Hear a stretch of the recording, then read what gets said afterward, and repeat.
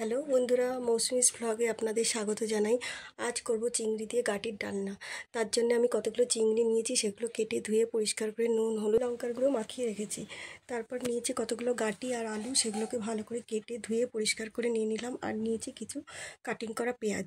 এইবার আমি কড়াইটা গ্যাস ওভেনে বসিয়ে দিলাম, তার মধ্যে তেল দিয়ে দিলাম। তেলটা যেই গরম হলো, চিংড়িগুলো আমি প্রথমে লাল লাল করে ভেজে তুলে নিলাম। তারপর ওই কড়াই আরেকটু তেল দিয়ে ওর মধ্যে দিয়ে দিলাম শুকনো লঙ্কা, তেজপাতা আর জিরে। তারপর ওর মধ্যে পেঁয়াজগুলো দিয়ে দিলাম।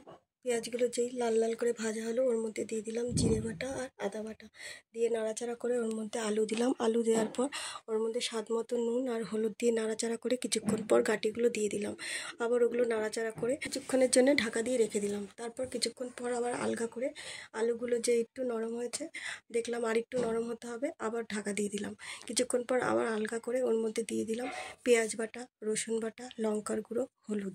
সব কিছু দিয়ে আমি ভালো করে নাড়াচাড়া করে আবার ঢাকা দিয়ে রেখে দিলাম। কিছুক্ষণ পর আবার আলগা করে তরকারিটা দিয়ে দেখলাম তেল ছাড়ছে। আমি ওর মধ্যে দিয়ে দিলাম টমেটো সস। দিয়ে ভালো করে নাড়াচাড়া করে আমি ওর মধ্যে অল্প করে জল ঢেলে দিলাম। জল দিয়ে নাড়াচাড়া করে আবার আমি ঢাকা দিয়ে রেখে দিলাম। কিছুক্ষণ পর আমি আলগা করে দেখলাম গাটি কচু আলু সবই সেদ্ধ হয়ে গেছে। আমি চিংড়িগুলো একে একে ওর মধ্যে সব ছড়িয়ে দিলাম। দিয়ে ওর মধ্যে স্বাদ মতো চিনি আর ভাজা মশলা ছড়িয়ে দিলাম। দিয়ে ঢাকা দিয়ে আমি রেখে দিলাম।